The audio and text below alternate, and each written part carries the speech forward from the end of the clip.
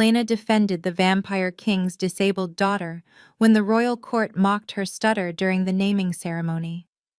The throne room fell silent. What no one knew, the daughter had been waiting 17 years for someone brave enough to speak for her, and the vampire king's ancient law demanded he grant that protector anything she desired.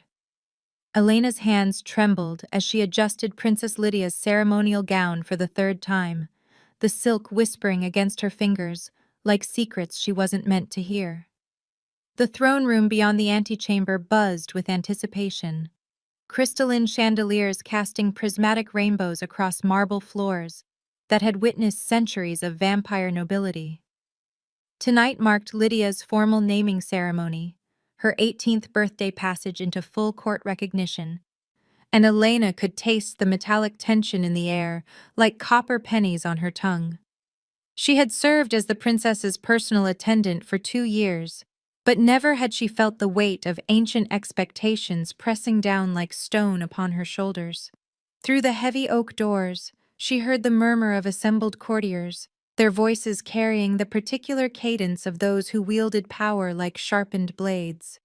The vampire king himself waited beyond those doors, and with him, the entire hierarchy of the undead court that ruled the northern kingdoms with velvet gloves and iron fangs. Lydia stood perfectly still as Elena worked, her dark eyes reflecting depths that seemed older than her 18 years, though when she spoke, the words would come halting and broken as they always did. Now please take a moment and subscribe to our channel and comment where you are watching from and what time is it. It is always fascinating to see where these stories get all around the world. Thank you. The princess's stutter had been the source of whispered conversations and barely concealed disappointment among the nobility since childhood, a perceived weakness in a bloodline that prized eloquence and command. Elena smoothed the final fold of fabric and stepped back, meeting Lydia's gaze in the ornate mirror that dominated the chamber wall. The princess's lips curved in a smile that held secrets Elena had never quite learned to read, and for a moment, something flickered behind those dark eyes that made Elena's breath catch. Then trumpets sounded beyond the doors, their bronze voices announcing that the time had come. And Elena felt her heart hammer against her ribs as she prepared to follow her mistress into a room full of predators who wore human faces and moved with inhuman grace. The throne room doors swung open with ceremonial weight, revealing a sea of pale faces turned toward them like flowers following sunlight. Elena walked 3 steps behind Princess Lydia, as protocol demanded, her simple black dress a shadow against the riot of colors that adorned the vampire nobility. The vampire king sat upon his obsidian throne, his presence filling the vast chamber despite his still posture, dark hair framing features that had remained unchanged for centuries, while kingdoms rose and fell beyond his borders. Beside him stood the empty chair that would one day be Lydia's, carved from the same black stone and inlaid with silver that caught the light like captured stars. The assembly stretched back in carefully arranged tiers, each position reflecting rank and favor within the complex web of vampire politics, their silk gowns and velvet jackets rustling like autumn leaves as they shifted for better views. Elena recognized the faces from 2 years of service, Lord Cassius with his perpetual sneer, Lady Morwen whose beauty masked a mind sharp as winter wind, the various dukes and duchesses who competed for royal attention with the dedication of career courtiers.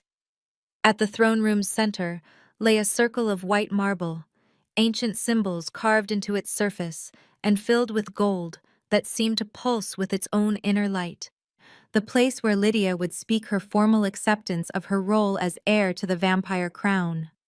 Elena had memorized every word of the ceremony during weeks of preparation, had listened to Lydia practice the phrases in the privacy of her chambers where stuttering wouldn't draw cruel laughter or disappointed sighs. Now, as the princess approached that circle of power, Elena felt dread coil in her stomach like a living thing, knowing what would come when Lydia tried to speak before this audience of immortal predators who had no patience for perceived weakness.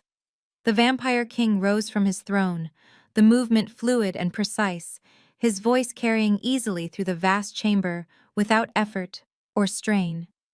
"Your Royal Highness Princess Lydia Evangeline Drackle," he intoned, the ancient words falling like stones into still water. "You stand before your court on this night of your 18th year to accept the binding of blood and crown that will make you heir to the throne of the northern kingdoms." Elena watched Lydia's shoulders straighten beneath the weight of those words, saw the slight tremor that ran through the princess's frame, as all eyes fixed upon her like spotlights. "Do you accept this responsibility, this burden, this honor that has been carried by your bloodline for 1,000 years?" the Vampire King continued, his dark gaze never leaving his daughter's face. Elena held her breath as Lydia stepped forward into the circle, her slippers silent against the marble, and opened her mouth to speak the words that would seal her fate. "I accept," Lydia began, her voice clear for those first two words. But then the familiar hitch came, the pause that stretched too long, the struggle visible in her face as the next words tangled themselves in her throat. "I accept the responsibility," she managed, and Elena heard the first whispers start among the assembled courtiers, saw smirks begin to curve lips that had never known the vulnerability of imperfect speech. The princess pushed forward, determination etched in every line of her body. But each word came harder than the last, each stutter drawing more attention from an audience that valued perfection above all else. "I accept the burden of the crown," Lydia continued, and now the whispers weren't whispers anymore. Courtiers leaning toward each other with expressions of barely concealed disappointment and cruel amusement.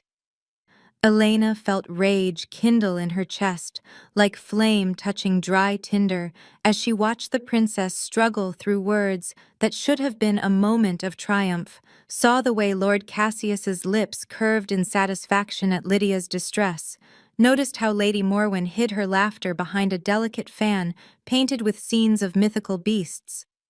The ancient ritual demanded that Lydia complete the formal acceptance without assistance, that she prove herself worthy through her own strength and voice, but Elena could see the princess beginning to falter under the weight of hundreds of judgmental stares. "I accept the honor that has been carried by my bloodline," Lydia pressed on, but her voice had grown smaller, more fragile, and Elena could practically taste the disappointment rolling off the assembled court in waves that made her skin crawl with fury. Someone in the back rows laughed outright, the sound sharp and ugly in the ceremonial hush, and Elena saw Lydia's hands clench into fists at her sides as she struggled with words that seemed determined to escape her grasp. Another laugh joined the first, then another, until a ripple of cruel amusement ran through the assembled nobility, like wildfire through drought-struck trees. The Vampire King's expression remained carefully neutral, but Elena caught the flash of pain that crossed his features as he watched his daughter struggle, saw the way his own hands tightened on the arms of his throne as protocol prevented him from intervening in the ancient rite. "For 1,000 years," Lydia managed. But now her voice cracked with the effort, and Elena could see tears beginning to gather in the princess's dark eyes, even as she fought to maintain her composure before the watching court. The laughter grew louder, less concealed, and Elena heard someone mutter about unsuitable airs and the weakness of stuttering tongues, heard another voice suggest that perhaps the bloodline had grown too thin to carry the weight of immortal rule. Something snapped inside Elena's chest like a bowstring under too much tension, and before she could think about consequences or protocol or the vast gulf in station between herself and these immortal nobles, she was moving. Her feet carried her forward past the careful boundaries of her position, past the invisible lines that separated servants from their betters, past the safe shadows where attendants were supposed to remain unseen and unheard until needed. She stepped into the circle of white marble beside Princess Lydia, her simple black dress stark against the ceremonial space, her human warmth a contrast to the cool perfection that surrounded them on all sides. The laughter died, as if someone had drawn a blade across the throat of the sound itself, hundreds of pale faces turning toward her with expressions of shock and outrage that she had dared to intrude upon sacred ritual. Elena felt the weight of their stares like physical pressure against her skin, felt the temperature in the room drop several degrees as vampiric attention focused upon her with predatory intensity. But she lifted her chin and let her voice ring clear in the sudden silence. "Princess Lydia is speaking words that will bind her to serve you for centuries," she said, her tone carrying the authority of absolute conviction. "She is pledging her life, her blood, her eternal existence to protect and guide your kingdom, to sacrifice her own desires for your welfare and safety." Elena turned slowly, making eye contact with as many of the assembled courtiers as she could reach, seeing surprise and anger warring in faces that were accustomed to being beyond challenge or reproach. If you cannot show respect for that sacrifice, if you cannot honor the courage it takes to stand here before you and make these vows, then perhaps you should ask yourselves whether you are worthy of being ruled by someone as brave and dedicated as Princess Lydia Evangeline Drackle. The silence that followed Elena's words was so complete she could hear her own heartbeat thundering in her ears, could hear the whisper of silk as courtiers shifted in their positions, could hear the soft intake of breath from Princess Lydia beside her. The vampire king had gone completely still upon his throne, his dark eyes fixed upon Elena with an intensity that made her skin prickle with awareness of just how far she had overstepped every boundary that governed interaction between human servants and vampire nobility. She was dimly aware that she might have just signed her own death warrant, that challenging the assembled court of the northern kingdoms was the sort of mistake that people rarely survived to regret. But she couldn't bring herself to care about consequences when Lydia stood trembling beside her, with tears of frustration still bright in her eyes. Lord Cassius was the first to recover from the shock, his pale face flushing with anger as he stepped forward from his position among the high nobles. "How dare you?" he snarled, his voice carrying the particular venom that vampires reserved for those who forgot their proper place. "You are a human servant, a mortal attendant, and you have no right to speak in these sacred halls, much less to lecture your betters on matters of respect and honor." Elena met his gaze without flinching, though every instinct screamed at her to lower her eyes and beg forgiveness before his immortal wrath could fall upon her like a mountain of stone. "I have the right of any decent person to object when I see cruelty disguised as entertainment," she replied, her voice steady despite the fear that clawed at her throat. "I have the right to defend someone I care about when she is being mocked for having the courage to try." The murmur that ran through the assembled court at Elena's words carried undertones of outrage and disbelief. Nobles who had never been challenged by anyone of lesser station, struggling to process the audacity of a human servant daring to speak as an equal. Lady Morwen's fan snapped shut with a sound like breaking bones, her beautiful face twisted with offended dignity, while other courtiers exchanged glances that promised retribution for Elena's transgression against the natural order. But Princess Lydia's hand found Elena's arm, her fingers warm and surprisingly steady as she squeezed gently, and when Elena glanced at her, she saw something like wonder mixing with the tears in those dark eyes. The vampire king rose slowly from his throne, his movement deliberate and controlled, and Elena felt her mouth go dry as she realized that her fate now lay in the hands of an immortal ruler whose daughter she had just defended against his own court. His footsteps echoed in the vast chamber as he descended from the raised platform, each sound sharp as a blade strike against marble, and Elena forced herself to remain upright, even though her knees wanted to buckle under the weight of his approaching presence. When he reached the circle where Elena and Lydia stood, he paused, his gaze moving between them with an expression Elena couldn't read. Ancient eyes holding depths that spoke of centuries of rule and the weight of decisions that shaped the fate of kingdoms. "Elena of House Brennan," he said finally, his voice carrying easily through the silent chamber. "You have invoked the law of the guardian's heart, an ancient right that has not been claimed in this court for over 200 years. Elena felt her blood turn to ice water in her veins as she realized she had stumbled into something far more significant than a simple defense of her mistress, had triggered some archaic protocol that she didn't understand and couldn't take back. The vampire king's words seemed to echo from the very stones of the throne room, carrying weight that pressed against Elena's shoulders like the gravity of distant stars.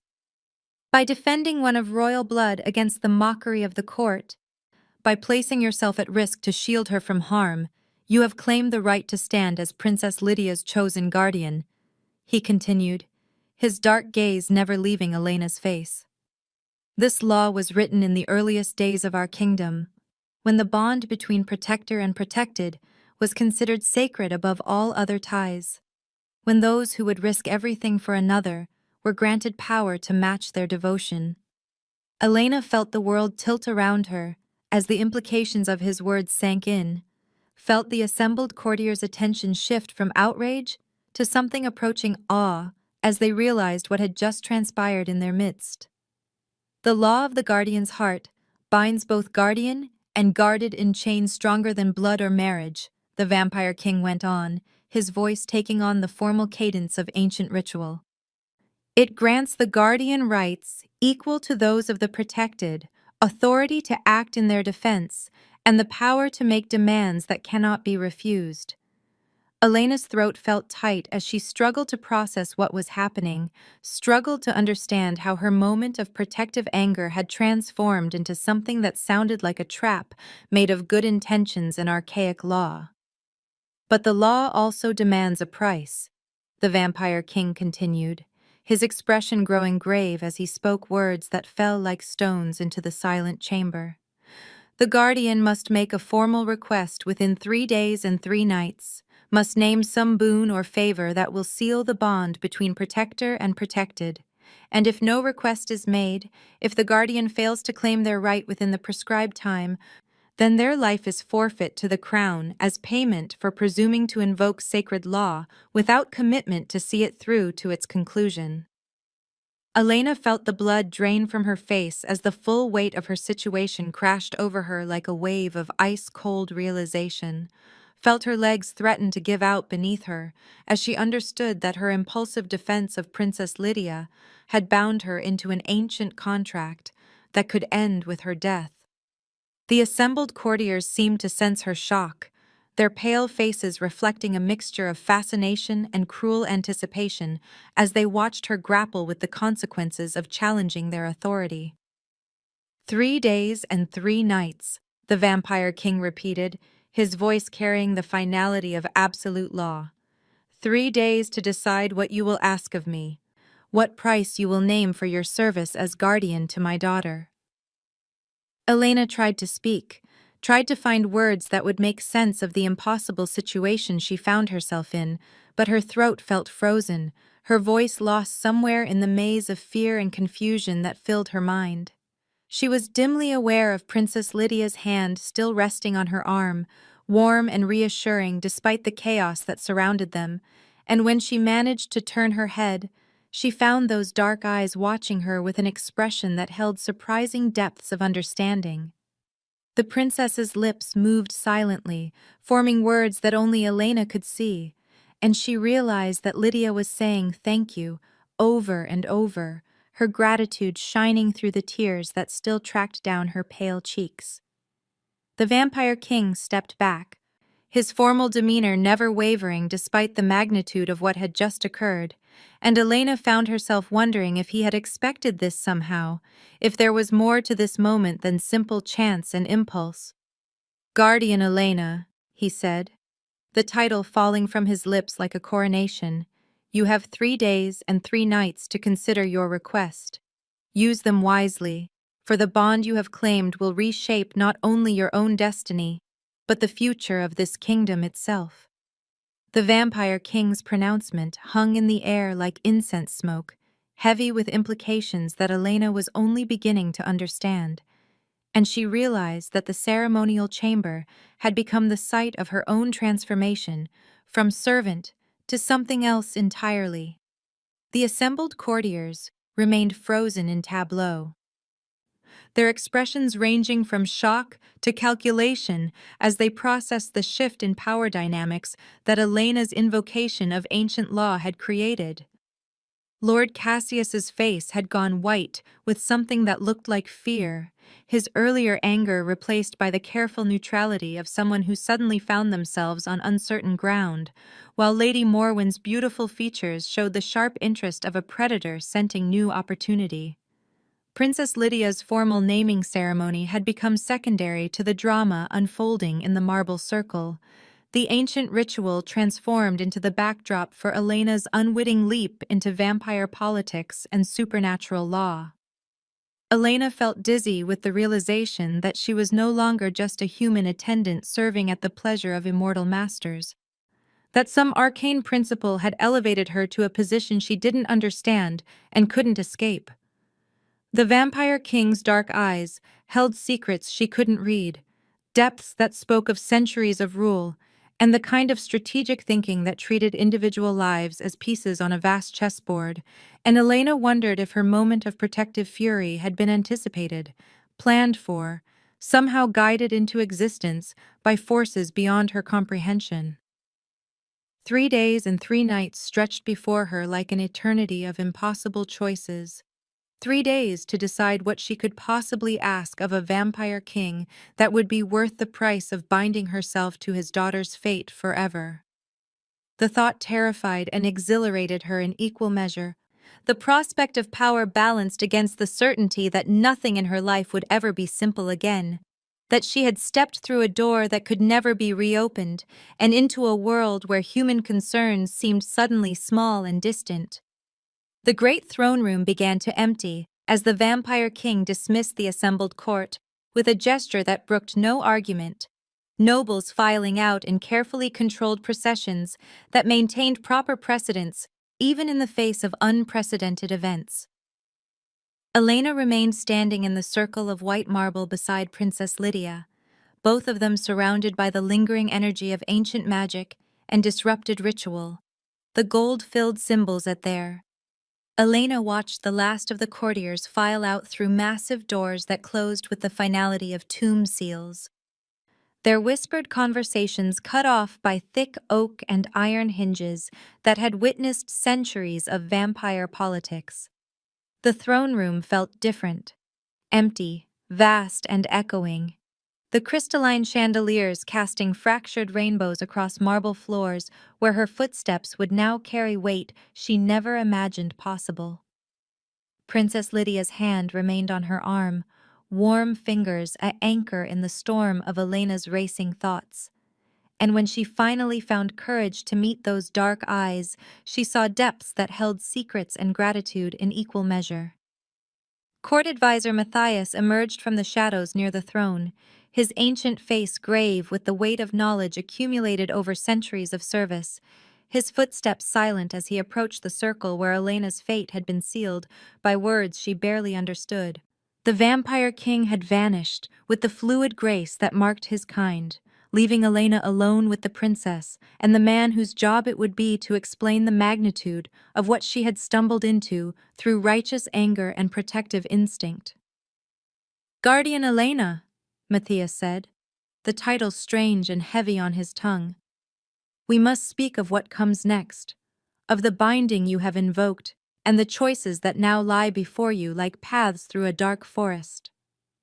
Elena followed him and Princess Lydia through corridors she had walked 1,000 times as a servant, but now each step felt different, weighted with new significance that transformed familiar spaces into foreign territory, where she no longer understood the rules that governed her existence.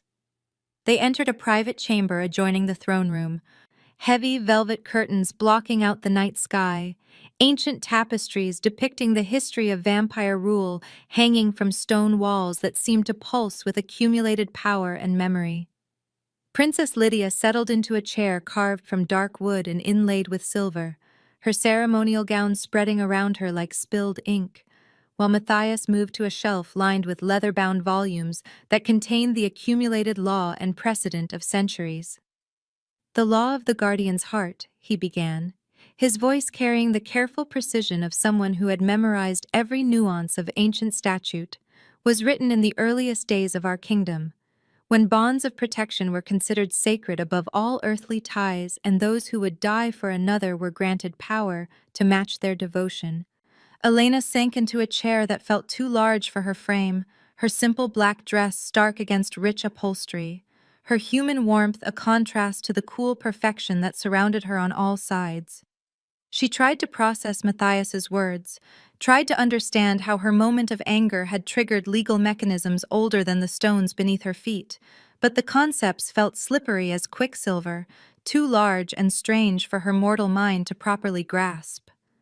The law recognizes that true protection cannot exist without authority, Matthias continued, pulling a volume bound in midnight blue leather from the shelf and opening it to pages covered with text in languages that predated human memory. A guardian who lacks power to act is no guardian at all, merely a witness to harm they cannot prevent, so the ancient kings granted those who invoked the law rights equal to those they protected. Elena felt her mouth go dry as she began to understand the implications of what he was saying. The realization that her impulsive defense of Princess Lydia had not just angered the court, but fundamentally altered her legal status within the vampire kingdom's complex hierarchy. But such power cannot be granted lightly, Matthias went on, his ancient eyes meeting Elena's with an intensity that made her skin prickle with awareness of forces beyond human understanding. The guardian must prove their commitment through formal request, must name some boon or favor that will seal the bond and demonstrate their understanding of what they have claimed. Elena tried to speak, tried to ask what kind of request would be appropriate, but Princess Lydia's voice cut through her confusion like a blade through silk, clear and steady, in a way that Elena had never heard before. "Tell her about the price of failure," Lydia said, her words carrying none of the halting uncertainty that marked her public speech, her dark eyes fixed on Matthias with commanding intensity that transformed her from struggling princess into someone Elena barely recognized. Matthias's expression grew grave as he turned to a different page, one marked with symbols that seemed to shift and writhe in the candlelight, like living things eager to escape their parchment prison. "If no request is made within 3 days and 3 nights," he read, his voice heavy with the weight of absolute law, "if the guardian fails to claim their right and seal the bond they have invoked, then their life is forfeit to the crown as payment for presuming to invoke sacred law without commitment to see it through to completion." The words hit Elena like physical blows, each syllable driving home the reality that her moment of protective fury had not just bound her to Princess Lydia's service, but created a situation where failure to act would mean death. She felt her hands begin to shake as the magnitude of her situation crashed over her like waves against crumbling cliffs, felt her breath come short as she realized that she had 3 days to make a choice that would determine not just her future, but whether she would have a future at all. "The law is ancient and absolute," Matthias continued, his tone carrying the inexorable weight of precedent that stretched back through centuries of vampire rule.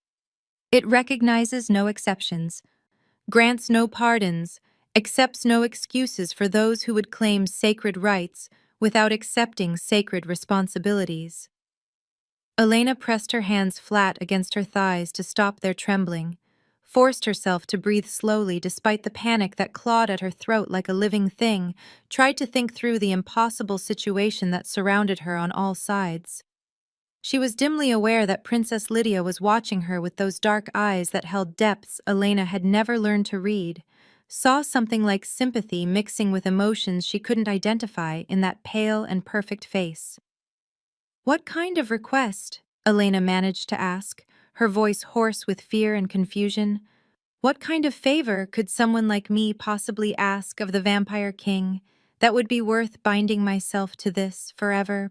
Matthias closed the ancient volume with care that spoke of reverence for knowledge accumulated over centuries, his weathered hands gentle against leather that had witnessed the rise and fall of human kingdoms beyond the vampire realm's borders. "That is the question every guardian must answer for themselves," he replied, his voice carrying the weight of conversations he had held with others who found themselves trapped between service and survival. "Some have asked for wealth, others for power, still others for knowledge or transformation that would make them worthy of the bond they claimed." Elena felt despair settle in her chest like a stone as she realized that she had no idea what she could possibly want that would be worth the price of her freedom. No conception of what would seal her fate as Princess Lydia's eternal protector and companion.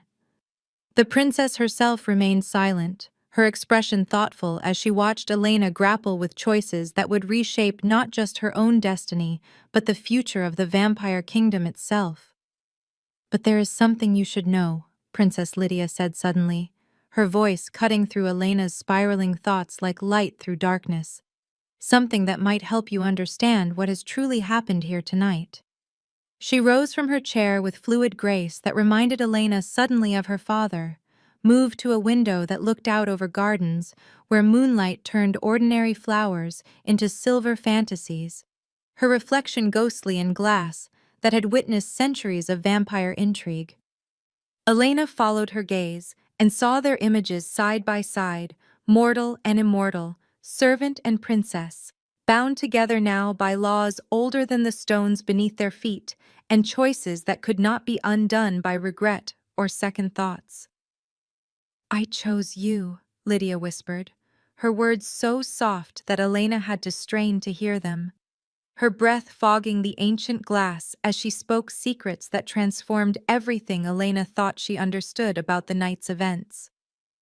"Long ago, before tonight, before the ceremony, I chose you to be my guardian, and I have been waiting for the moment when you would choose me in return." Elena felt the world shift around her as the implications of Lydia's confession sank in, felt the careful architecture of her assumptions crumble as she realized that her moment of protective fury might not have been as spontaneous as she believed. The princess turned from the window, her dark eyes holding depths that spoke of patience and planning, of a mind that worked in ways Elena was only beginning to comprehend, and suddenly the evening's events took on new significance that made Elena's head spin with possibilities she hadn't considered. "You knew," Elena breathed, the words barely audible in the chamber's heavy silence. "You knew about the law, about what would happen if I defended you." Princess Lydia's smile was sad and knowing, beautiful and terrible in its implications, as she moved back to her chair with the kind of deliberate grace that suggested every gesture was calculated for maximum effect. "I have been studying the old laws since I was 12 years old," she said, her voice carrying none of the uncertainty that marked her public speech, her words flowing like water over smooth stones. "I knew that someone who truly cared for me, someone who would risk everything to protect me, would invoke the guardian's heart without even knowing what they were doing." Elena stared at the princess with a mixture of shock and something that might have been admiration, seeing her clearly for perhaps the first time as someone whose perceived weakness masked depths of intelligence and strategic thinking that rivaled her immortal father's legendary cunning. The stuttering princess, who struggled through public ceremonies, was gone, replaced by someone who had orchestrated Elena's binding with the patience of a master chess player moving pieces across a board measured in years rather than minutes. "But why?" Elena asked, her voice hollow with the realization that everything she thought she knew about her relationship with the princess had been based on incomplete information and deliberate misdirection. "Why choose me? Why go to such elaborate lengths to bind us together through ancient law and supernatural covenant?"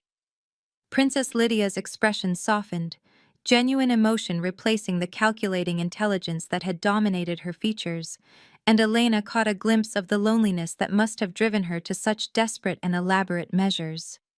"Because you are the only person in this entire castle who has ever looked at me and seen someone worth protecting," Lydia replied, her words carrying the weight of years spent surrounded by people who saw only weakness and disappointment. "Because when others laugh at my struggles, you feel angry on my behalf, and when I succeed at something small, you feel proud of my accomplishment." Elena felt tears sting her eyes as she began to understand the depth of isolation that had driven Princess Lydia to such lengths, the crushing loneliness of someone whose perceived disability had made her invisible to a court that valued perfection above all other virtues. She thought of all the small moments over the past 2 years, all the times she had helped Lydia with tasks that others assumed she couldn't manage, all the conversations held in the privacy of the princess's chambers, where stuttering gave way to intelligence and insight that took Elena's breath away. "I need someone who sees me as I truly am," Lydia continued, her voice growing stronger as she spoke truths that had been locked inside her for years of careful planning and patient waiting. "I need someone who will stand beside me, not because law demands it, but because they choose to. Someone who will help me become the ruler this kingdom needs rather than the disappointment everyone expects."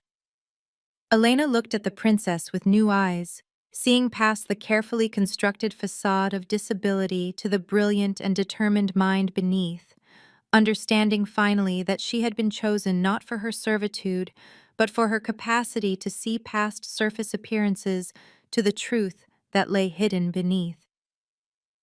The law of the guardian's heart had not trapped her in unwanted service, but offered her partnership with someone whose true nature had been concealed behind stuttering speech and public struggles that were only part of a larger and more complex truth.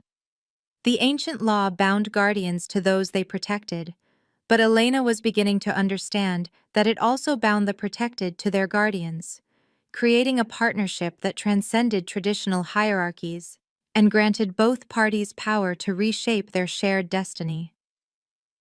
3 days and 3 nights stretched before her, not as a countdown to execution, but as time to consider what she wanted from a life that had suddenly expanded beyond the narrow confines of human servitude into possibilities she had never dared to imagine. She looked at Princess Lydia, really looked at her, and saw not the struggling heir to a vampire throne, but a potential partner whose intelligence and determination matched her own capacity for loyalty and protection, someone who had chosen her as carefully as she was now choosing in return. The chamber fell silent except for the whisper of candle flames and the distant sound of wind through ancient stones. Two figures bound together by laws older than memory and choices that would echo through the centuries to come, guardian and guarded, discovering that the names meant less than the connection that had grown between them through years of shared moments and mutual respect.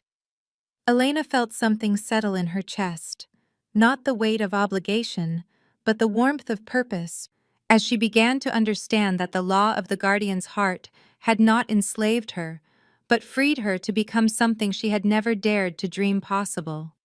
She reached out slowly and took Princess Lydia's hand, felt the warmth of immortal skin against her own mortal flesh, and realized that their bond had already been forged in moments of compassion and understanding that predated the ancient ritual that would make it official. Tomorrow would bring new challenges as the reality of their changed relationship rippled through the vampire court. But tonight, Elena felt peace settling over her like a familiar cloak as she accepted that her moment of protective fury had not been impulse, but destiny, recognizing itself in the form of a princess who had been waiting patiently for someone brave enough to see her truth and strong enough to stand beside her as she claimed her birthright. The law of the guardian's heart pulsed between them like a living thing, ancient magic recognizing the connection that had already existed in embryonic form, waiting only for Elena's courage and Lydia's patience to bring it into full flower. And Elena knew with sudden certainty that she would find the right request to seal their bond, because she had finally found someone worth binding herself to for eternity. The morning sun streamed through stained glass windows in Princess Lydia's private chambers, casting jeweled patterns across Persian carpets that had witnessed centuries of vampire secrets and political maneuvering. Elena sat in a chair that felt too grand for someone who had been a servant just hours before, watching the princess move through her morning routine with the fluid grace that marked her immortal heritage. The events of the previous night seemed dreamlike in daylight, ancient laws and supernatural bonds reduced to whispered conversations, and the weight of choices that pressed against Elena's shoulders like stones. Princess Lydia stood before an ornate mirror, her dark hair cascading over shoulders, clothed in a simple morning gown that somehow made her look more regal than the ceremonial robes she had worn for the naming ceremony. And Elena found herself studying the princess with new eyes that sought to understand the depths she had only glimpsed the night before. The scattered papers across Lydia's writing desk told stories Elena had never noticed during her years of service, maps marked with careful notations, letters written in languages she couldn't read, journals filled with observations about court politics and strategic assessments that spoke of a mind far more complex than her public stuttering suggested. Communication boards covered one wall of the chamber, intricate systems of symbols and abbreviated phrases that allowed Lydia to express complex thoughts without struggling through spoken words. And Elena realized that she had been seeing only the surface of someone whose true capabilities had been hidden behind carefully constructed limitations. Hidden compartments built into the chamber's ancient woodwork revealed themselves as Lydia moved through familiar routines. Secret spaces containing documents and tools that spoke of years spent preparing for possibilities that most people would never consider, and Elena began to understand that the princess's perceived weakness had been both shield and weapon in the dangerous game of vampire politics. The princess caught Elena's reflection in the mirror and smiled with genuine warmth that transformed her pale features from merely beautiful to radiant, an expression that held none of the calculation Elena had glimpsed the previous evening, but rather the simple pleasure of sharing space with someone who truly saw her. "We should talk," Lydia said, her voice clear and steady in the privacy of her own chambers. "About what you saw last night. About what I revealed, and about the choice you still need to make regarding your request to my father." Elena felt her stomach tighten as the reality of her situation reasserted itself. 3 days and nights compressed into an ever-shrinking window of time, in which she had to decide what she could possibly ask of a vampire king that would be worth binding herself to his daughter's fate forever. The morning light made everything seem more manageable than it had in the shadow-heavy chamber where Matthias had explained the ancient law, but the weight of potential consequences remained unchanged by daylight and the comfortable domesticity of the princess's private space.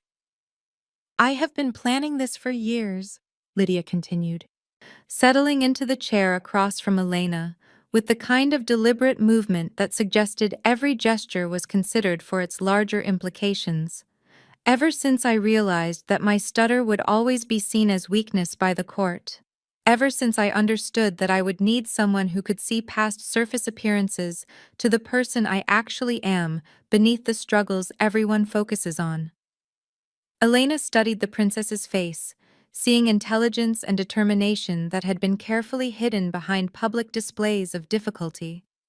Understanding finally that she had been chosen not for her subservience, but for her capacity to look beyond obvious limitations to the truth that lay beneath.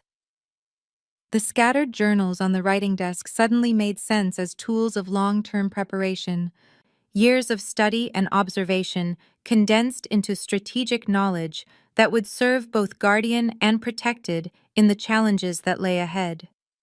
"You orchestrated everything," Elena said. Not accusation, but simple statement of fact, her voice carrying wonder at the scope of planning that had brought them to this moment. "The timing of the ceremony, the way you struggled just enough to provoke exactly the right response from the court, the moment when you knew I would step forward to defend you." Princess Lydia's smile held acknowledgement, and something that might have been apology, beautiful and complex, as she nodded slowly in confirmation of Elena's growing understanding. "I studied you for months before I requested your assignment as my personal attendant," she admitted, her words carrying the weight of calculated manipulation balanced against genuine affection. "I watched how you treated other servants, how you responded to cruelty and injustice, how you defended those who couldn't defend themselves even when it cost you personally." Elena felt a chill run down her spine as she realized the extent to which her life had been observed and evaluated, the way her most basic moral responses had been catalogued and analyzed as part of a strategy that stretched back years before their first official meeting. The princess's apparent helplessness had been performance art designed to trigger specific responses in someone whose character had been thoroughly studied and whose reactions could be predicted with mathematical precision. But you also studied the law itself, Elena continued, pieces of the larger puzzle clicking into place as she spoke. You knew exactly what would happen when I invoked the guardian's heart, knew that defending you would bind me into service whether I understood the implications or not. Princess Lydia's expression grew more complex, genuine emotion mixing with strategic calculation as she acknowledged the full scope of her manipulation. I needed someone who would choose to protect me, not because they were ordered to, but because they couldn't bear to watch me suffer, she said, her voice soft with something that might have been vulnerability. I needed someone whose first instinct would be to defend, rather than to calculate political advantage, someone who would see injustice and respond with anger rather than accommodation. Elena stood and moved to the window that looked out over gardens where servants moved through morning routines that had once defined the boundaries of her own existence, her reflection ghostly in glass that separated her old life from whatever came next. The princess had manipulated her with surgical precision, but Elena found that her anger was complicated by understanding of the desperation that must have driven such elaborate deception. The crushing isolation of someone whose perceived weakness had made genuine connection nearly impossible.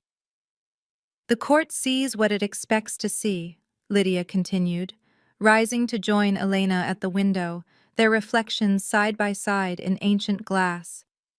They see a princess who struggles with words and assume that means she struggles with thoughts, see someone who needs help with simple tasks, and conclude that complex ideas must be beyond her capabilities. Elena turned to study the princess directly, seeing past the careful facade to someone whose mind worked in ways that rivaled her immortal father's legendary strategic thinking. The stuttering and apparent helplessness were tools as much as limitations, shields that protected a brilliant intellect from the kind of attention that would have made long-term planning impossible in the shark-infested waters of vampire politics. But the struggles are real too, Lydia said, as if reading Elena's thoughts, her voice carrying acknowledgement of complexity that resisted simple categorization. The stutter isn't performance.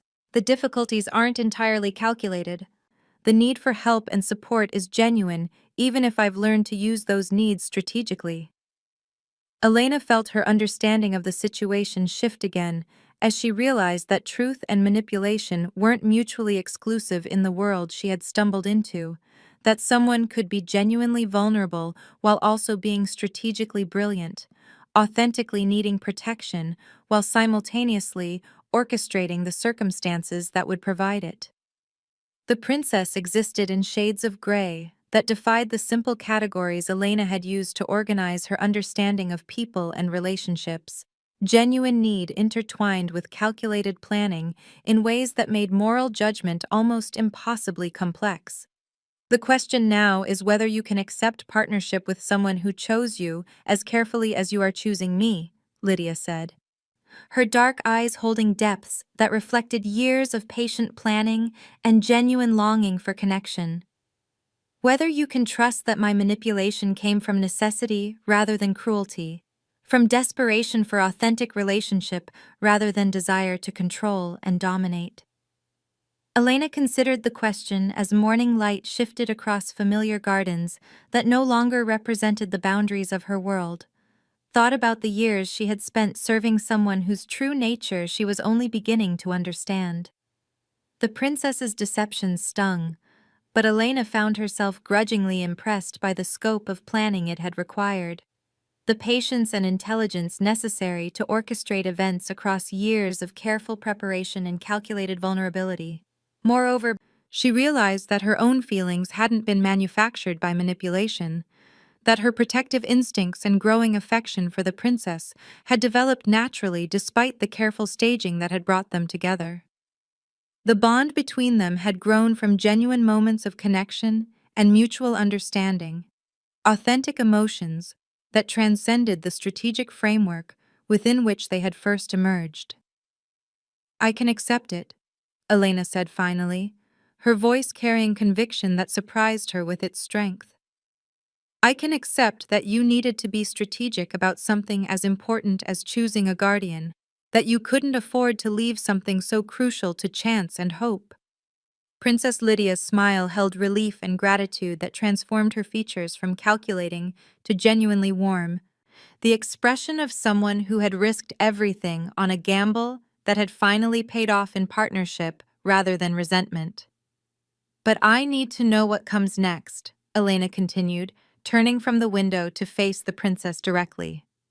I need to understand what my role will actually be, what you expect from me as your guardian, what we're preparing for together. The princess moved to her writing desk and pulled out a map marked with careful notations in several different hands, spreading it across the surface where morning light revealed territorial boundaries and strategic positions that spoke of threats Elena had never considered.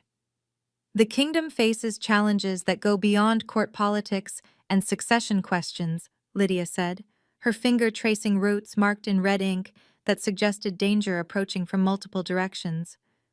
There are rumors of rival vampire lords gathering armies, whispers of alliances forming among our enemies, signs that the peace my father has maintained for centuries might be coming to an end.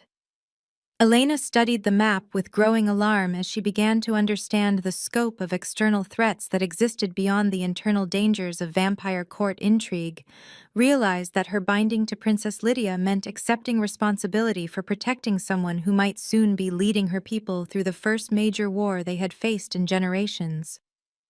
External enemies would target the perceived weak link in the royal line, Lydia continued, her voice carrying the weight of strategic analysis that had occupied her thoughts for years. They would see a stuttering princess as vulnerability to exploit, an easy way to destabilize the kingdom by eliminating or capturing someone they assume cannot defend herself adequately.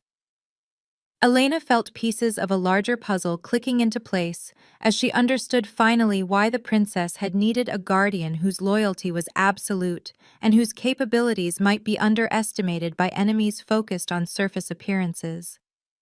The law of the guardian's heart didn't just bind protector to protected, but created a partnership that could serve as force multiplier in conflicts that required both strategic intelligence and tactical flexibility. But they would be wrong about your capabilities, Elena said, certainty growing in her voice as she spoke. They would be making the same mistake as your own court, seeing surface struggles and assuming they represented fundamental limitations rather than complex adaptations to impossible circumstances. Princess Lydia nodded, her expression showing approval, and something that might have been pride, as Elena demonstrated the kind of tactical thinking that would be essential in the challenges ahead. Exactly, she said, her voice carrying satisfaction at being understood so completely. While they focus on what they perceive as weakness, we prepare strengths they never see coming, develop capabilities they never think to defend against. Elena felt excitement building in her chest as she began to understand the full scope of what their partnership might accomplish. The potential for achieving things that neither could manage alone, but together might reshape the political landscape of the vampire kingdom. The princess's strategic mind, combined with Elena's protective instincts and tactical flexibility, could create something unprecedented in the court's long history, a guardian relationship that transcended traditional boundaries to become genuine collaboration between equals. The request you make of my father will determine the shape of that partnership, Lydia said, returning to the immediate challenge that still faced Elena with its deadline measured in days rather than years. It will establish what resources you have available, what authority you can claim, what tools you can use to protect not just me, but the kingdom we will inherit together. Elena nodded as the weight of her choice settled over her like a familiar cloak, understanding now that her request would determine not just her own fate, but the kingdom's ability to face whatever challenges emerged from the threats marked in red ink across the princess's strategic maps. The law of the guardian's heart offered her power to match her devotion, but the specific nature of that power would depend on her wisdom in asking for what she truly needed, rather than what she thought she wanted. Time moved differently in the princess's private chambers, morning light shifting across ancient stones, while Elena absorbed the reality of her transformed circumstances and the scope of challenges that lay ahead. She was no longer a simple servant bound by duty, but a strategic partner whose choices would echo through the centuries to come. Someone whose request of the Vampire King would reshape not just her own destiny, but the future of everyone she had sworn to protect. The princess watched her with patient eyes that held depths of understanding and calculation. Someone who had orchestrated their meeting, but could not control Elena's final choice, could not guarantee that years of planning would culminate in the partnership she desperately needed. Elena felt the weight of that trust settling in her chest like warm honey, sweet and substantial, as she realized that Princess Lydia had placed her own future in the hands of someone whose moral character she had studied, but whose ultimate decision remained genuinely unknown. 3 days and nights compressed into an ever-shrinking window of possibility, but Elena no longer felt panic at the approaching deadline, because she finally understood what she was choosing between and what the true stakes were for everyone involved. The princess had given her the information she needed to make an informed decision, had revealed both her manipulation and her vulnerability with equal honesty, had offered partnership based on truth rather than continued deception. Elena moved back to the window and studied their reflections in ancient glass, seeing not servant and mistress, but two people bound together by choices that transcended traditional hierarchies and legal categories.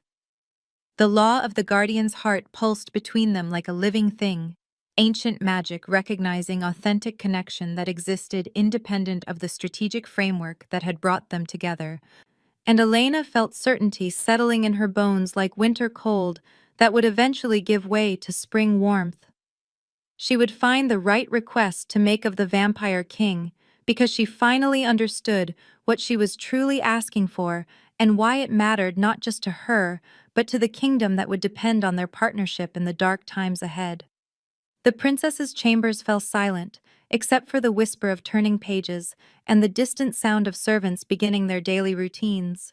Two figures bound together by ancient law and modern necessity, preparing for challenges that would test every assumption about weakness and strength, protection and partnership, love and duty in a world where the boundaries between categories proved more fluid than anyone had imagined. Elena felt peace settling over her like a familiar cloak as she accepted that her moment of protective fury had been both impulse and destiny, spontaneous reaction and inevitable conclusion to years of careful preparation and patient waiting. And she knew with growing confidence that she would choose wisely when the time came to seal their bond forever. Morning brought the whispered urgency of court politics and the metallic taste of approaching danger. Elena's second day as guardian unfolding with lessons that transformed familiar castle corridors into a battlefield where every glance carried weight and every conversation hid daggers beneath silk courtesy. Matthias led her through passages she had walked countless times as a servant, but now each step resonated differently against ancient stones. Her new status as Princess Lydia's protector, marking her as both asset and target in games that had been played for centuries before her birth. The advisor's weathered face remained impassive as he explained protocols that governed guardian behavior, but Elena caught glimpses of concern in his ancient eyes when he thought she wasn't watching, worry that spoke of threats more immediate than the 3-day deadline that hung over her like an executioner's blade. Guardian protocols require you to accompany the princess to all public functions, Matthias said as they walked through the great hall where servants prepared for the day's formal audiences, his voice carrying the careful precision of someone who had memorized every nuance of court etiquette over centuries of service. You must stand within arm's reach at all times, must position yourself between her and any potential threat, must be prepared to act without hesitation if danger manifests in any form. Elena absorbed the instructions while studying the hall with new eyes that sought tactical advantages and potential vulnerabilities, seeing familiar spaces transformed into strategic terrain where her protective duties would be tested against enemies who had been planning longer and more ruthlessly than she had yet learned to imagine. The ornate pillars that had once represented architectural beauty now offered cover and concealment. The multiple entrances that had seemed welcoming now suggested attack vectors that required constant vigilance and careful positioning. But you must also understand that some threats will come disguised as assistance, Matthias continued, his voice dropping to a whisper that barely carried over the sound of servants arranging chairs for the morning's court session. There are those who see the princess's new guardian as an opportunity to eliminate what they perceive as the weakest link in the royal succession, and they will not hesitate to use you as a weapon against her if they can find ways to manipulate your protective instincts. Elena felt ice settle in her stomach as she began to understand the complexity of dangers that surrounded Princess Lydia, realized that her role as guardian made her not just protector, but potential vulnerability. Someone whose devotion could be weaponized by enemies clever enough to disguise attacks as situations requiring her intervention. The ancient law that bound them together had created not just partnership, but shared risk, each of them now responsible for threats to the other in ways that multiplied the strategic complexity of every public appearance and private moment. They entered a side corridor where tapestries depicted the history of vampire rule in threads that shimmered with otherworldly light. And Elena noticed how Matthias's footsteps fell silent against stones worn smooth by centuries of political maneuvering and supernatural intrigue. The advisor's caution was infectious, heightening Elena's awareness of shadows that might conceal watchers and doorways that could hide enemies waiting for the perfect moment to strike at targets who were still learning the rules of survival in their transformed circumstances.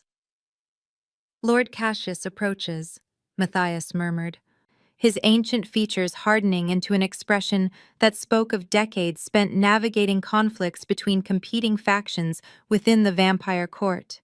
He leads the faction that opposed Princess Lydia's naming ceremony, that sees her perceived weakness as threat to the kingdom's stability and strength. Elena straightened as she recognized the name of the vampire lord who had laughed loudest during the princess's struggles with her ceremonial speech, whose mockery had triggered her protective fury and set in motion the chain of events that had bound her to Lydia's fate through laws older than memory. Lord Cassius represented everything she had come to despise about the vampire court, the casual cruelty that dismissed struggle as weakness and vulnerability as failure worthy of contempt and abandonment. The corridor opened into a larger space where morning light streamed through stained glass windows, casting colored shadows across marble floors that had witnessed centuries of vampire politics and supernatural maneuvering. Lord Cassius stood near the far wall with three other vampires whose expensive clothing and predatory stillness marked them as members of the court's inner circle, their conversation stopping abruptly as Elena and Matthias approached through air that seemed to thicken with tension and barely restrained hostility. "Ah, the Guardian," Lord Cassius said, his voice carrying the smooth mockery that had made Elena's anger flare during the naming ceremony, his pale eyes studying her with the kind of assessment that made her skin crawl with awareness of being evaluated as both threat and target. How refreshing to see such devotion to duty, such willingness to bind oneself to hopeless causes in the name of misguided compassion and naive idealism. Elena felt her protective instincts sharpen as she recognized the deliberate provocation in his tone, understood that he was testing her reactions and measuring her responses for weaknesses that could be exploited in future encounters. Matthias's hand touched her elbow in warning, subtle pressure that reminded her of the need for diplomatic restraint, even in the face of insults designed to trigger exactly the kind of impulsive response that had brought her to the Vampire King's attention in the first place. "I serve Princess Lydia because she deserves protection and loyalty," Elena replied, her voice steady despite the anger that burned in her chest like molten metal.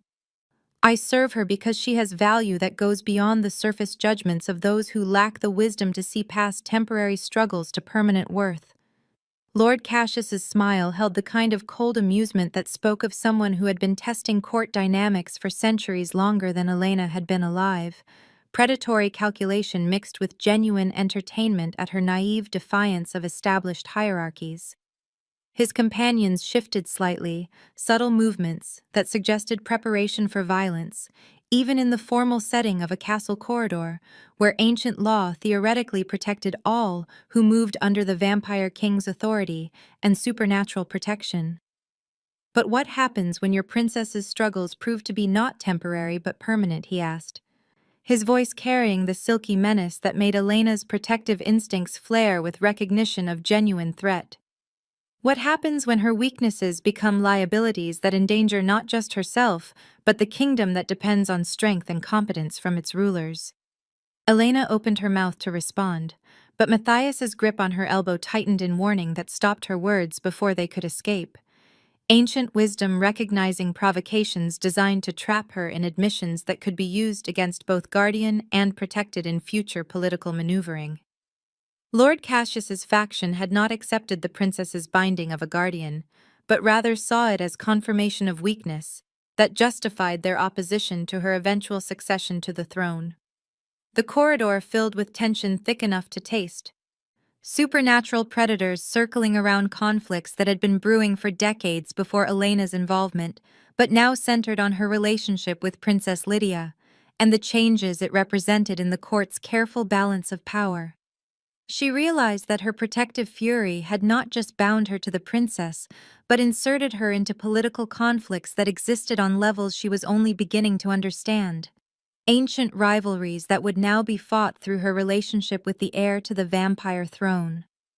Lord Cassius stepped closer, movement fluid with the supernatural grace that marked his immortal nature, pale eyes holding depths that spoke of centuries spent perfecting the art of political manipulation and strategic intimidation.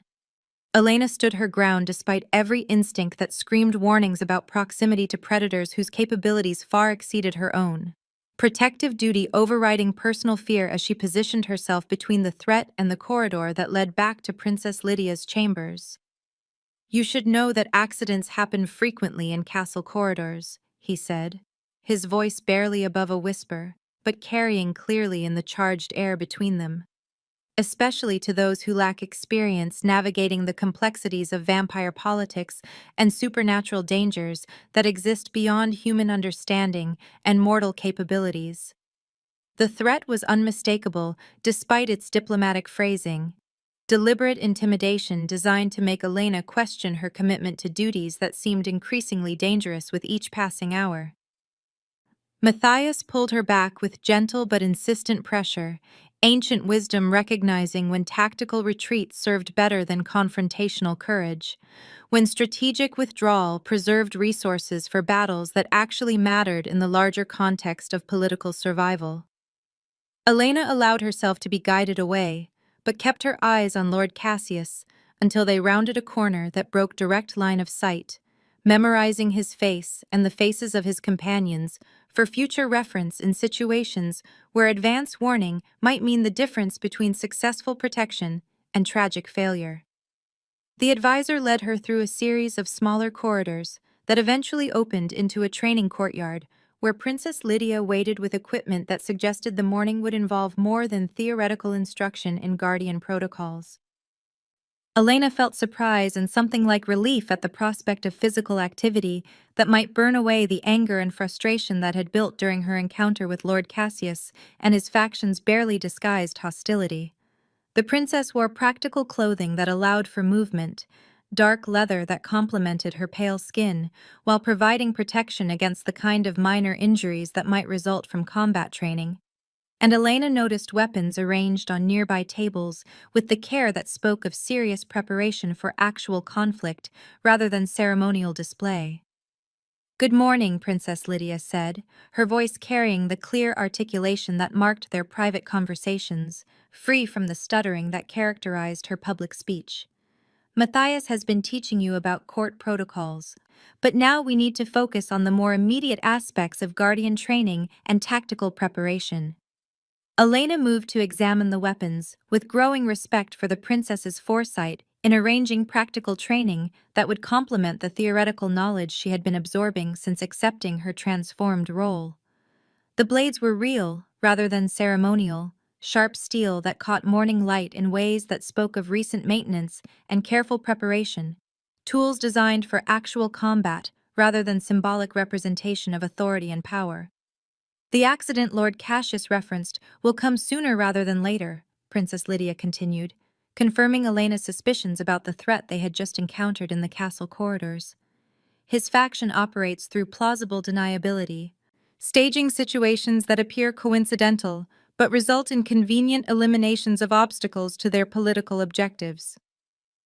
Elena felt cold understanding settle in her chest as she realized that her first test as guardian would come not through formal challenge, but through manufactured crisis, designed to look like misfortune while actually representing calculated assassination attempt. The princess's strategic mind had anticipated this development, had prepared contingencies that would allow them to survive initial attacks while building toward longer-term solutions to the political problems that threatened both their individual survival and the kingdom's stability. They will stage something that requires your intervention, Princess Lydia explained as she selected a blade that balanced perfectly in her grip, demonstrating combat skills that Elena had never suspected existed beneath the princess's public struggles with ceremonial tasks. Something that appears to threaten me, but actually aims to eliminate you through circumstances that seem like tragic accidents rather than deliberate murder attempts. Elena picked up a weapon of her own and felt the weight settle into her palm with surprising familiarity, muscle memory from childhood training that had been buried under years of service but never completely forgotten. The princess watched her stance and grip with approving eyes that suggested Elena's natural capabilities had been part of the careful evaluation that led to her selection as guardian, tactical skills assessed, along with moral character and protective instincts. The training session that followed pushed Elena's physical capabilities while teaching her to coordinate with Princess Lydia in ways that transcended simple protection to become genuine partnership in combat situations. The princess moved with fluid grace that spoke of years spent preparing for conflicts that others assumed she would never face. Supernatural strength and speed combined with strategic thinking that transformed apparent vulnerability into tactical advantage. Elena found herself adapting to rhythms of cooperation that felt natural despite being unprecedented in her experience, protective instincts aligning with the princess's combat style to create something greater than the sum of individual capabilities. They sparred with increasing intensity as the morning progressed, sweat and effort burning away the artificial boundaries that separated princess from guardian in favor of partnership between equals who shared common purpose and mutual trust. By midday, Elena felt confidence building in her ability to fulfill her protective duties, not through individual heroics, but through coordination with someone whose capabilities had been deliberately hidden from enemies, who would soon discover their miscalculations at considerable cost to their political ambitions. The princess called a halt to their training as servants appeared with news that the morning's court session was about to begin. The first formal test of Elena's ability to navigate vampire politics while maintaining protective vigilance in spaces designed for ceremony rather than tactical advantage. And Elena felt her pulse quicken as she realized that Lord Cassius's promised accident would likely manifest during or immediately after the court session, public setting providing cover for attacks designed to look like misfortune rather than deliberate assassination attempts. They moved through corridors with new awareness of tactical considerations, positioning that would allow rapid response to threats, while maintaining the ceremonial dignity that vampire court protocols demanded from all participants. Elena noticed how Princess Lydia's apparent reliance on her guardian masked careful observation of potential threats, strategic awareness hidden behind public displays of dependency that would lull enemies into underestimating the princess's actual capabilities and defensive resources. The great hall filled with vampires whose expensive clothing concealed weapons and political alliances. Supernatural predators gathered for formal proceedings that would determine resource allocation and territorial disputes through negotiation backed by the implicit threat of violence.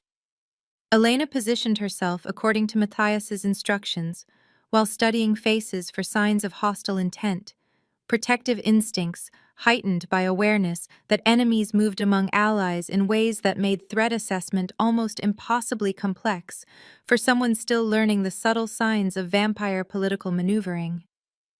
The session proceeded through formal protocols that had been established over centuries of precedent. Individual vampires presenting petitions and grievances to the throne, while Elena monitored crowd dynamics and potential security threats. Princess Lydia sat beside her father with the dignity that marked her royal heritage, public struggles with ceremonial speech, contrasting sharply with the tactical awareness Elena had witnessed during their morning training session, performance art that maintained strategic advantage through carefully managed perceptions of limitation and vulnerability. Midway through the proceedings, Elena noticed subtle movements among Lord Cassius's supporters, positioning that suggested preparation for coordinated action during moments when attention would be focused elsewhere. The promised accident was taking shape around them with the precision of clockwork, manufactured crisis designed to create chaos during which assassination could be disguised as collateral damage from larger conflicts. And Elena felt her protective instincts sharpen as she prepared to respond to threats that were still forming in the shadows of vampire political theater. A servant approached the princess with a message that required her to leave the Great Hall briefly, formal requests that appeared routine but triggered Elena's tactical awareness with recognition of isolation strategies designed to separate targets from protective environments.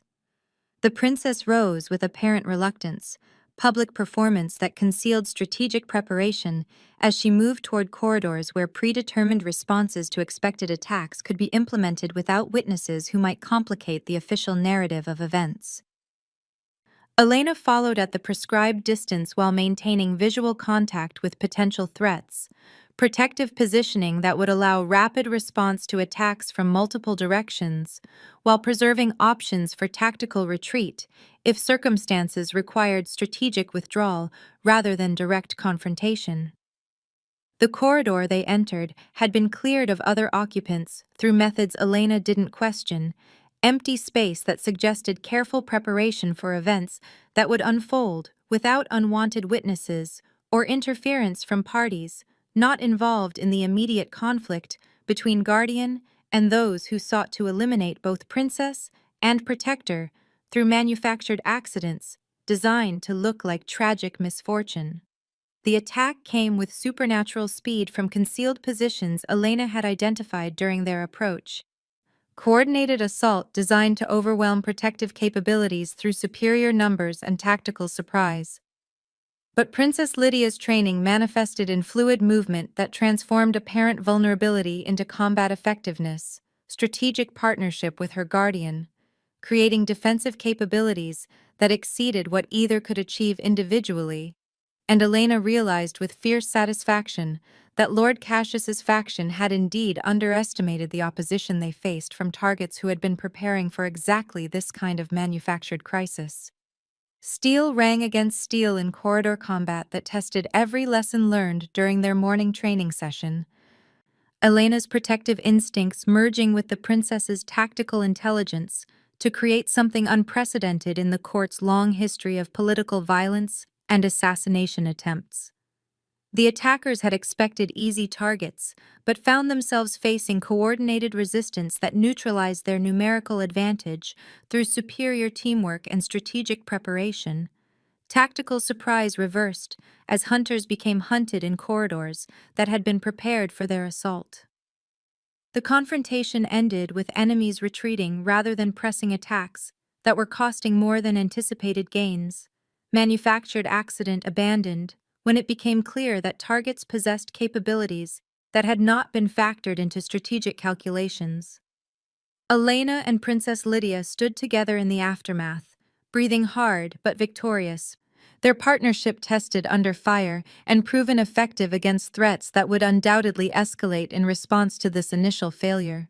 But Elena felt confidence building in her chest like warm honey as she realized that she had passed her first test as guardian and earned the right to stand beside someone whose trust had been placed wisely despite the manipulation that had brought them together. The princess smiled with genuine warmth that transformed her features from merely beautiful to radiant, approval and gratitude mixing with tactical satisfaction as she recognized that her years of preparation had culminated in the partnership she had desperately needed to survive the political conflicts that would determine not just her own fate, but the future of the vampire kingdom itself. Elena felt purpose settling in her bones like winter cold that promised eventual spring warmth, understanding finally that her protective fury had been both impulse and destiny, spontaneous reaction, and inevitable conclusion to strategic planning that had recognized moral character and tactical capability as equally essential components of effective guardianship in a world where survival required both courage and intelligence, working in perfect coordination. The weight of ancient law pressed against Elena's consciousness, like storm clouds gathering on distant horizons, as she knelt in chambers carved from living stone beneath the vampire king's castle, her transformation from servant to guardian, about to be tested by rituals that predated human memory. Midnight had arrived with the inevitability of execution, 3 days compressed into moments that would determine whether her protective fury had earned her the right to stand beside Princess Lydia, or sealed her fate in ways that made death seem merciful by comparison.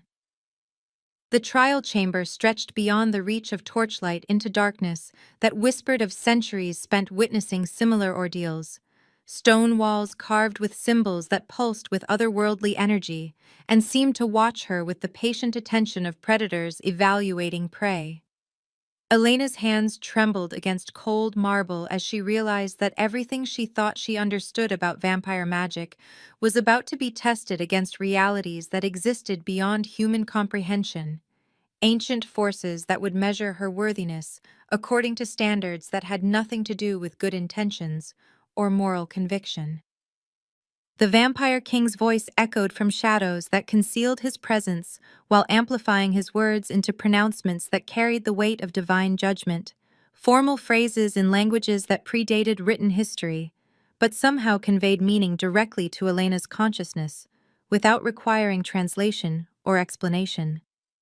By blood and starlight, by stone and shadow, by the ancient compact that binds protector to protected across the centuries of our rule, let this trial begin and let truth be revealed through ordeal that strips away pretense to expose the essence of commitment and capability. Elena felt power gathering in the chamber like electricity before lightning strikes, supernatural forces awakening in response to ritual words that commanded elements beyond mortal understanding. And she struggled to maintain composure as her human nervous system registered energies that had never been intended for creatures of flesh and bone. The symbols carved into stone walls began to glow with light that existed outside normal spectrum, illumination that revealed details of the chamber that had been hidden in darkness, ancient machinery of magic that would test her compatibility with vampire essence through trials that had killed previous candidates who lacked the spiritual flexibility to survive transformation. Stone beneath her knees grew warm with energy that seemed to pulse in rhythm with her heartbeat, synchronization that suggested the ritual was already beginning to work changes in her human physiology, preparing her for tests that would require capabilities she did not yet possess, but might develop if her essential nature proved compatible with vampire magic. The first challenge manifested as hunger that transcended physical appetite, supernatural craving that demanded satisfaction through methods that violated every moral principle Elena had used to guide her choices throughout her mortal existence. Vampire essence whispered seductive promises about power that could be claimed through predation, strength that could be earned through dominance over weaker creatures, satisfaction that could be achieved through feeding on fear and pain, and desperate submission from those who lacked the will to resist supernatural compulsion. Elena's human consciousness recoiled from temptations that felt more real than her own memories, fought against cravings that seemed to originate from sources deeper than conscious thought, struggled to maintain ethical boundaries while surrounded by magic that recognized no distinction between right and wrong, but only between strong and weak, predator and prey, those who took power and those who surrendered it to forces beyond their control. But her protective instincts provided anchor points that allowed her to resist the worst of vampire hunger, devotion to Princess Lydia creating counterweight to predatory urges that might otherwise have overwhelmed her human moral framework.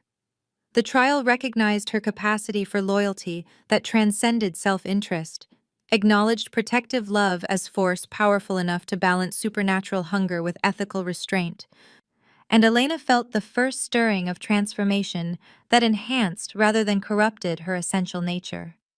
The second challenge tested her tactical intelligence through scenarios that required split-second decisions with life-or-death consequences for people she cared about. Supernatural simulation that placed her in command of resources that could save some targets only by sacrificing others.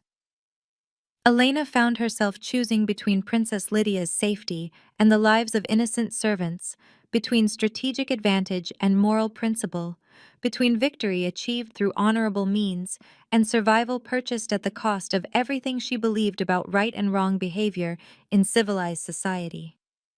Each choice revealed aspects of her character that she had never been forced to examine, priorities that existed beneath conscious awareness, but determined how she responded when immediate action was required, without time for careful consideration of consequences and alternatives. The trial stripped away comfortable illusions about moral certainty, forced her to acknowledge that protection sometimes required choices that violated principles she had considered absolute. But Elena discovered that her core commitment to Princess Lydia remained unshaken even when tested against scenarios designed to reveal hidden weaknesses and selfish motivations. The third challenge brought her face to face with her own mortality through visions of futures where her failure led to Princess Lydia's death, kingdoms destroyed by her inadequate preparation and insufficient capabilities, centuries of vampire rule brought to violent end by her human limitations and strategic miscalculations. Elena watched herself fail in dozens of different ways, saw the princess die because of her slowness and weakness, and inability to adapt to supernatural threats that required capabilities beyond mortal reach, witnessed the collapse of everything she had sworn to protect because she had been too proud or too naive to accept the transformation that would make her worthy of her chosen role. But rather than breaking her resolve, the vision strengthened her determination to undergo whatever changes were necessary to fulfill her protective duties, regardless of personal cost or philosophical objection to the methods required for success. Elena embraced transformation that would make her something more than human, because remaining merely mortal meant accepting inevitable failure in duties that transcended personal preference or comfortable moral categories. And the trial recognized her willingness to sacrifice individual identity for larger purposes as sign of compatibility with vampire essence that valued loyalty above all other virtues. Power flowed through her like molten metal, supernatural energy that burned away human limitations while preserving essential aspects of personality and moral conviction that had made her worthy of selection as Princess Lydia's guardian in the first place. Elena felt her physical capabilities expanding beyond mortal boundaries. Strength and speed and sensory awareness enhanced to levels that would allow her to function effectively in conflicts against supernatural enemies who had previously been beyond human ability to resist or defeat. But the changes felt like natural evolution rather than fundamental corruption of her essential nature. The taste of copper and starlight filled her mouth as vampire essence merged with human consciousness. ancient magic, recognizing compatibility that allowed transformation without loss of moral anchor points that made her valuable as protector rather than predator. Elena's human compassion remained intact, while her capacity to act on that compassion expanded exponentially. Protective instincts enhanced rather than compromised by supernatural capabilities that would serve Princess Lydia's needs in conflicts that required more than courage and determination to survive. Her vision sharpened until she could see individual dust motes dancing in air currents created by supernatural energies. Her hearing expanded until she could detect conversations occurring in chambers dozens of levels above her current location. Her sense of smell became sophisticated enough to identify emotional states and health conditions of creatures who had passed through the trial chamber hours earlier. But most importantly, Elena felt new awareness of magical currents that flowed through the Vampire King's castle like invisible rivers of power, supernatural forces that she could now perceive and potentially manipulate in service of protective duties that required capabilities beyond normal human reach. The transformation was not complete vampirism, but something unprecedented in the court's long history, hybrid nature that retained human moral flexibility while gaining supernatural capabilities needed for effective guardianship in conflicts that spanned mortal and immortal realms. Elena rose from cold stone with movements that felt both familiar and completely new. Enhanced physical coordination, allowing grace that had never been possible with purely human reflexes. But her thoughts remained recognizably her own, despite the expanded awareness that came with partial integration into vampire magical systems. The trial chamber's carved symbols pulsed with satisfied light as ancient magic recognized successful transformation. Rituals that had failed with previous candidates finally achieving intended results through compatibility that had been predicted, but never before demonstrated in practical application. Elena felt power settling into her bones, like winter cold that promised spring warmth, supernatural energy that would serve protective purposes while remaining anchored to human moral principles that made her valuable as guardian rather than mere enforcer of vampire political will. The Vampire King's voice emerged from shadows with approval that carried weight of centuries spent waiting for successful completion of rituals that had claimed too many lives in pursuit of perfect synthesis between human devotion and vampire capability. You have passed the trial of blood and proven worthy of the transformation that will allow you to serve my daughter as she deserves to be served, he said, words carrying recognition of achievement that validated Elena's sacrifice while acknowledging costs that could never be completely calculated or repaid. Elena turned toward darkness that concealed the Vampire King's presence while revealing her own enhanced capabilities, seeing through supernatural shadows that would have been impenetrable to purely human vision, understanding finally that her protective fury had led not to destruction, but to rebirth as something capable of fulfilling duties that had seemed impossible just days earlier. The ancient law that had bound her to Princess Lydia's fate had also provided pathway for transformation that preserved everything valuable about her human nature, while adding capabilities that would allow her to stand as equal partner in conflicts that would determine the kingdom's survival in centuries to come.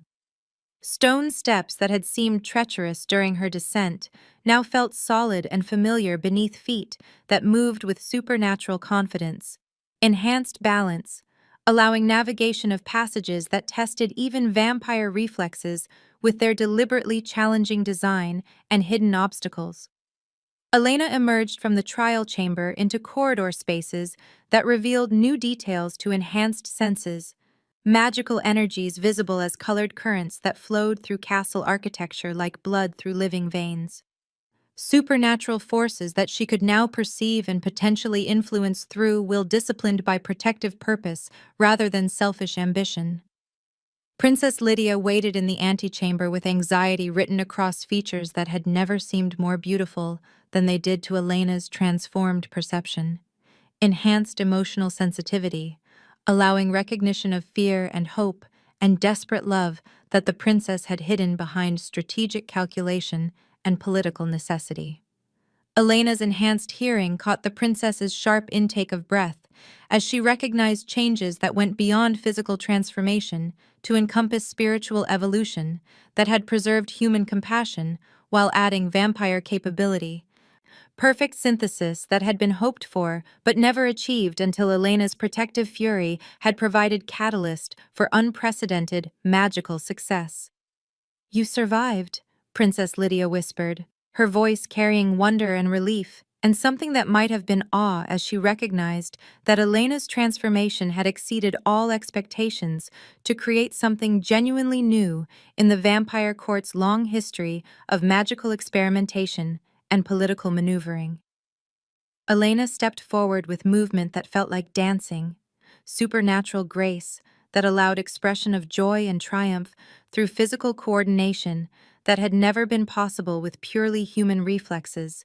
But her first words carried recognition of debt that could never be repaid and gratitude that transcended formal categories of duty and obligation. "I survived because you gave me reason to survive," she replied, enhanced vocal control, allowing emotional nuance that conveyed depths of feeling that normal speech could never fully express. "I am transformed because you trusted me with transformation that serves purposes larger than individual survival or personal ambition. Enhanced because you believed I could become worthy of partnership in conflicts that will determine everything we both care about in centuries to come." The princess's smile held radiance that seemed to fill the antechamber with light that existed independent of torches and magical illumination, pure joy that celebrated not just Elena's survival, but the achievement of synthesis between human and vampire nature that opened possibilities for cooperation that had never existed in the court's ancient history. Elena felt their bond settling into new configurations that balanced equality with protection, partnership with guardianship, supernatural capability with human moral conviction in ways that created something unprecedented in vampire political relationships. They stood together in chambers that had witnessed centuries of failure and disappointment, two figures whose connection transcended traditional hierarchies through transformation that had preserved everything valuable about their individual natures while creating capabilities that neither could achieve alone. And Elena understood finally that her moment of protective fury had indeed been destiny rather than impulse, inevitable conclusion to forces that had been building toward synthesis between mortal devotion and immortal power. The antechamber fell silent, except for the whisper of supernatural energies adjusting to new configurations, ancient magic recognizing success that validated decades of preparation and strategic planning, rituals that had finally achieved intended results through compatibility that had been predicted but never before demonstrated in practical application, and Elena felt certainty settling in her chest like warm honey as she realized that she had earned the right to stand beside Princess Lydia as equal partner in whatever challenges awaited them in the transformed political landscape of the vampire kingdom. Their partnership had been tested by ancient magic and proven worthy of the trust that had brought them together.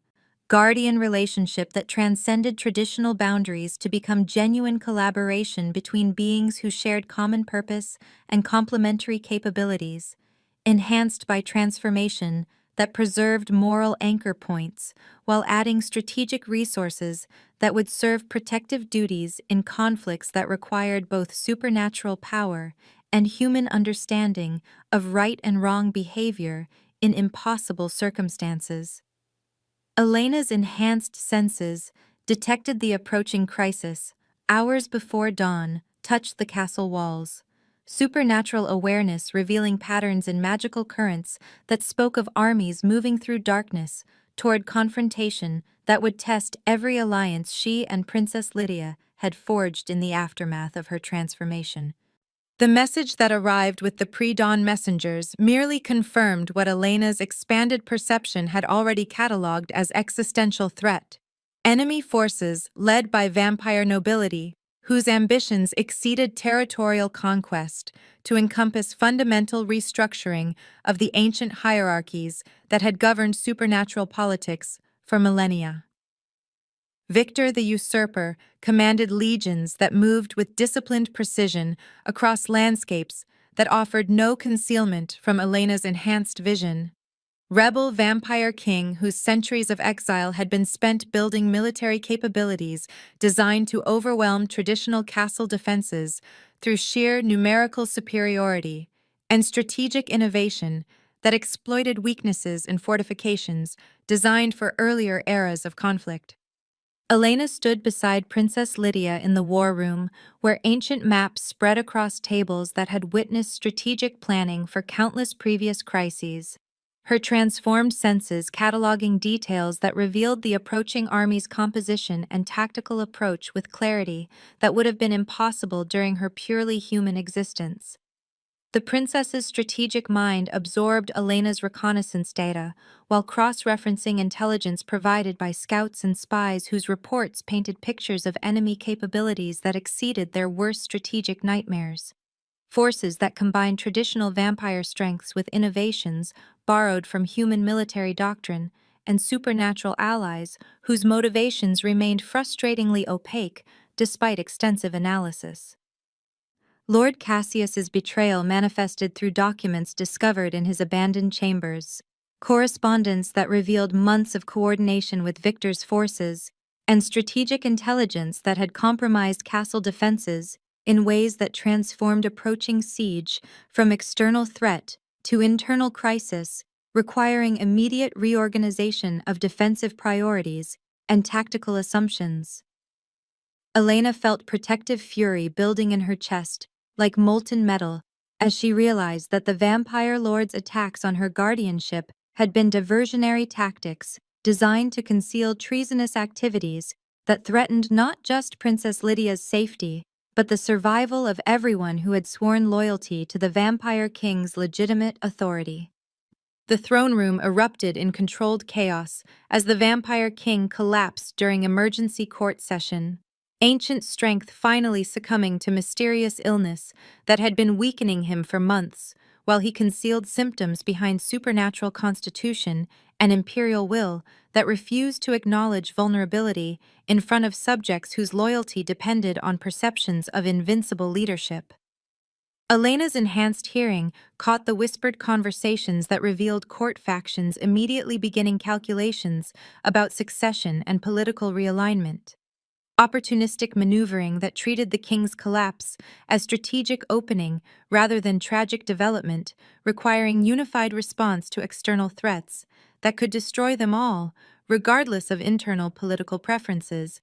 Princess Lydia stepped forward with authority that transformed her from protected heir to active ruler, voice-carrying command presence that cut through political scheming to focus attention on immediate survival requirements that transcended factional loyalties and personal ambitions. Elena positioned herself at the princess's shoulder with supernatural grace that announced her transformed capabilities while maintaining protective stance that declared unwavering loyalty despite changes that had elevated her status within court hierarchies, enhanced abilities serving guardianship rather than individual advancement through political manipulation. The assembled vampires fell silent as Princess Lydia's strategic intelligence manifested in rapid-fire commands that reorganized defensive preparations with efficiency that revealed years of careful study and contingency planning, tactical knowledge that had been hidden behind public struggles with ceremonial duties, but now emerged as genuine expertise in military logistics and supernatural combat coordination. Elena felt pride swelling in her chest as she watched the princess claim leadership role that had always been her birthright. Authority earned through competence rather than inherited through bloodline alone. And the court's response demonstrated recognition of capability that transcended previous assumptions about disability, limiting effectiveness in crisis situations requiring immediate decisive action. Lord Cassius's supporters found themselves isolated as evidence of his betrayal, circulated through chambers where vampire nobles weighed loyalty against opportunism, strategic calculations complicated by approaching army whose victory would eliminate traditional hierarchies that had protected their positions and privileges for centuries of stable rule under the vampire king's ancient authority. Elena's enhanced perception detected subtle shifts in court dynamics, as former enemies recognized common interest in repelling external threats that posed existential risks to established order, political pragmatism overriding factional disputes when survival itself became uncertain. Commodity requiring cooperation between parties whose conflicts had previously seemed irreconcilable. The war room filled with supernatural predators whose combined capabilities represented centuries of accumulated power and strategic experience. But Elena noticed how they deferred to Princess Lydia's tactical analysis with respect that acknowledged her superior grasp of military realities, despite their individual advantages in age and supernatural strength. The princess coordinated defensive preparations with precision that transformed chaos into organized resistance, castle fortifications enhanced through strategic positioning of defenders whose capabilities complemented each other in ways that created synergistic effects exceeding some of individual contributions. Elena found herself assigned to coordinate between different factions whose cooperation remained fragile despite shared interest in survival, her transformation providing credibility with vampire nobles who respected supernatural enhancement while maintaining connection to human moral frameworks that prevented power from corrupting strategic judgment. Her enhanced capabilities allowed rapid movement between defensive positions while maintaining communication networks that kept Princess Lydia informed about tactical developments across multiple fronts. Information flow that enabled adaptive responses to changing circumstances as Victor's army approached through terrain that offered limited options for strategic surprise or tactical maneuvering. The castle's ancient defenses, activated through rituals that had not been invoked for centuries. Magical protections that drew power from supernatural forces woven into foundation stones by vampire kings whose names had been forgotten, but whose strategic foresight continued to serve their descendants through crises that tested everything they had built across millennia of careful expansion and consolidation.